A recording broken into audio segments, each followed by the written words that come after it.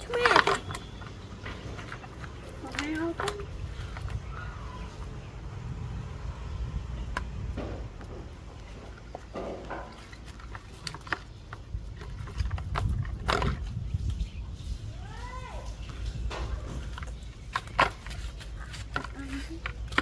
Anh cầm ăn đi. Đi ăn nó chào các bạn.